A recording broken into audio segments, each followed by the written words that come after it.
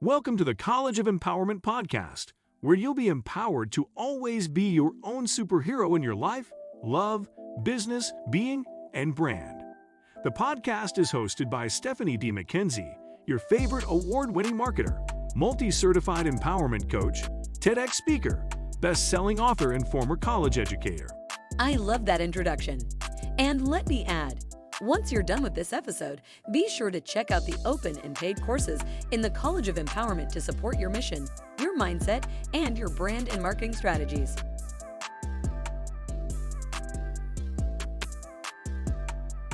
I think that business is one of the hardest places or contexts for people to find themselves empowered, if only because there's the idea of your livelihood being at stake.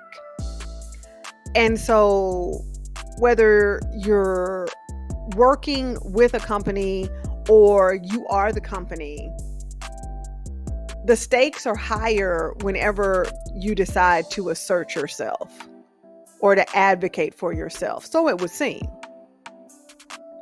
But I will say to you that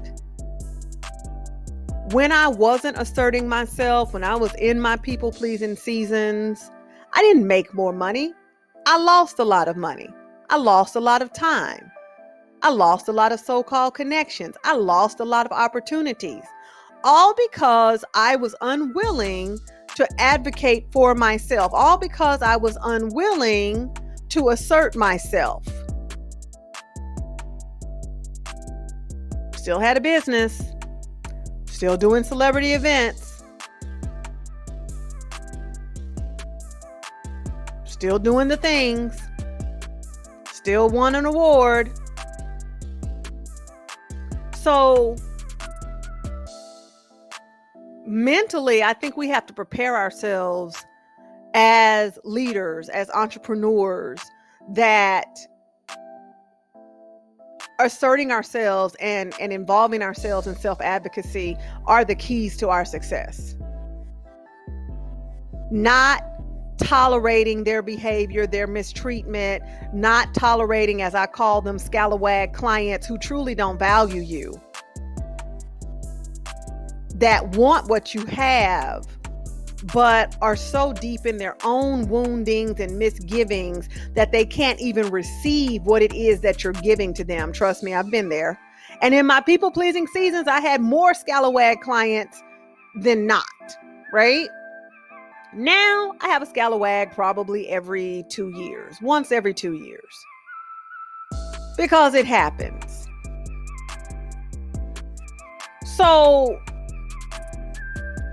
what do you need to do to make it okay in your mind for you to advocate for yourself? Because I'm here to tell you that if you're not advocating for yourself, then you're being a poor steward of self. And nobody wants to talk about the role of stewardship in our own lives. Like, you hear that term in church and all of this, and it's like, oh, you're a poor steward of your money. No, some of you are a poor steward of yourself.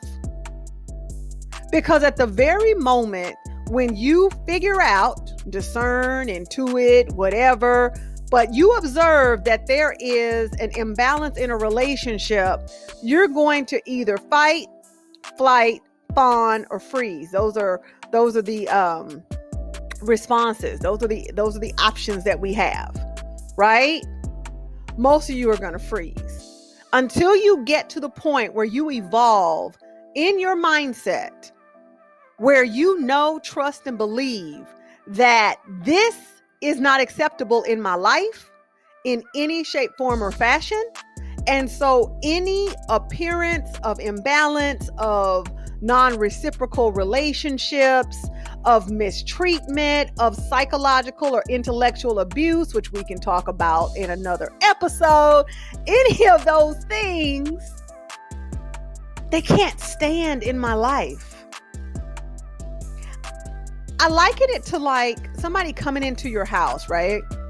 And if you're like me, you like your house. Like, I like my house. I love coming home to my house. I love the way it's decorated. You know, I just love the vibe, right? So imagine somebody coming into your house and either doing one of two things. Either throwing paint all over your living room furniture that you love, or deciding that they need to put a king or queen's throne chair in the middle of your living room for them to sit only. Now, some of y'all got really excited about the queen or king's, like the throne chair. I get that part. But it's only for them. They threw it in your house and they expect you to just deal with it. Think about that. Like, picture your living room with this eyesore of a throne chair, and you just saying, oh, well, that's fine. You know, we don't need the middle of the floor anyway. Like, we don't, like, that sounds asinine, but what do you think you're doing when you fail to advocate for yourself, when you fail to assert yourself, when you allow mistreatment and misunderstandings and being misconstrued and being misunderstood? When you allow all the misses to stay in your life, what do you think you're doing? You're literally letting that throne chair just sit in the middle of your living room as if it's not a problem. It is a problem. Being a steward of yourself means that you're not allowing that. Like, they can have a throne chair. You just can't have it in the middle of my living room. I'm not stopping you from having a throne chair, okay? Sounds pretty cool to me if you want the truth. I think they're kind of neat. But I am going to stop you from putting it in the middle of my living room floor. Especially on my rug situation that I really like. I'm going to stop you from doing that, because that to me feels like mistreatment. That to me feels like being misunderstood. That to me feels like there's some sort of misconception or something has been misconstrued. You can have your chair, you just can't have it right there.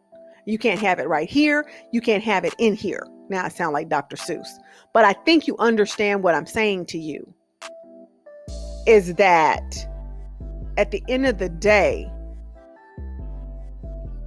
the fear of losing things when you assert yourself or when you advocate for yourself is absolutely true. Okay? It's absolutely true that you're going to lose something.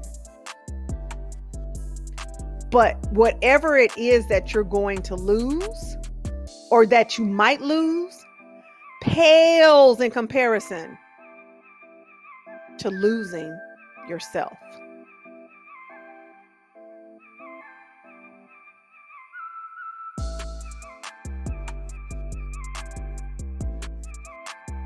We hope you enjoyed this episode, and thanks again for listening. If you're not a member, you can join the College of Empowerment at thecollegeofempowerment.com. Again, that's thecollegeofempowerment.com. You can also follow Stephanie on all major social media platforms as Stephanie D. McKenzie. Thanks for tuning in.